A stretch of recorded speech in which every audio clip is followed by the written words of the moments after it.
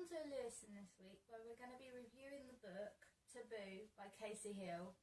Lewison's randomness, hey! It's the Riley Steele novels, and it's just about like forensic investigating and stuff.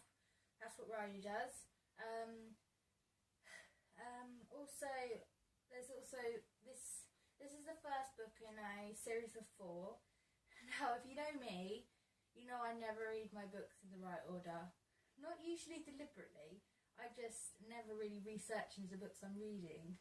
But yeah, but this book I actually read last, which is the first book.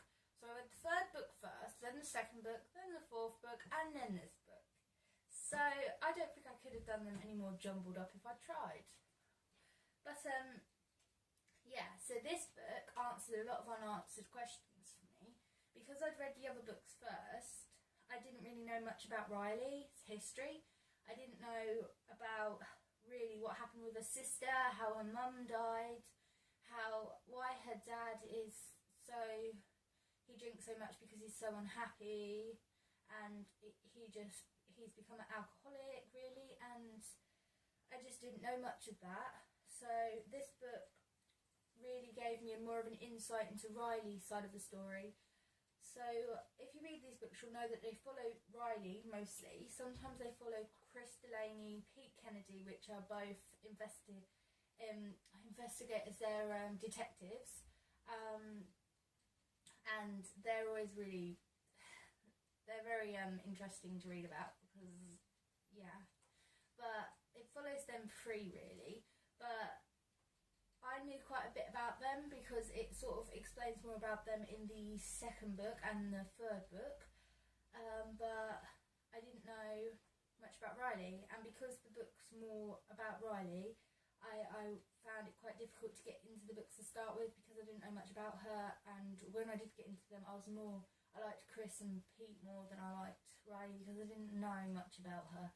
So this book's really like, if you're like me and you haven't read well, you didn't know this book existed, because I didn't until quite recently. When I brought it, I was so happy. I was like, yay, there's another book. Because I thought they just hadn't explained much about Riley, and I was just like, eh. But this book really surprised me, and I was really happy that it was out there. And so if you didn't know Taboo existed, then I would really recommend reading this because it answers so many unanswered questions in the other books about Riley Steele. It also introduces you to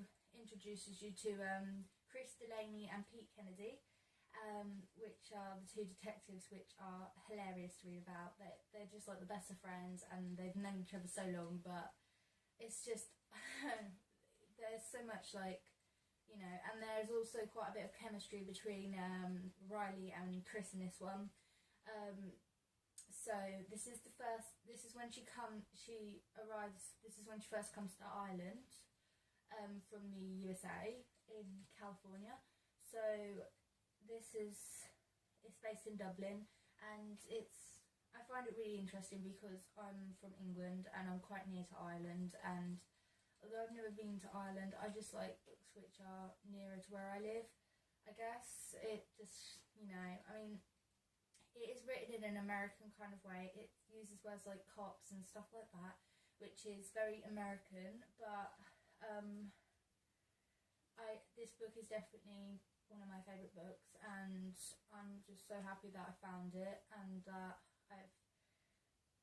it's just, I couldn't have asked for it to be written any better because it's just really one of my favourite books. So I'll read the back for you. Prepare to be chilled. Forensic investigator Riley Steele, Quantico trained and California born and bred, imagined Dublin to be a far cry from San Francisco, a sleepy backwater where she can lay past ghosts to rest and start anew. She's arrived in town to drag the Irish crime lab into the 21st century, plus keep tabs on her Irish-born father, who's increasingly seeking solace in the bottle after a family tragedy. But a brutal serial killer soon puts pay to that, when a young man and woman are found dead in an apartment The gunshot wounds on their naked bodies suggest a suicide pact, but Riley's instincts are screaming that something's seriously amiss, and as more bodies are discovered, the team soon realises that a twisted murderer is at work, one who seeks to upset society's norms in the most sickening way imaginable. Okay, so this book is, if you like the second book and the fourth book in this series, like if you've read those ones, this one's very much like that sort of book. It is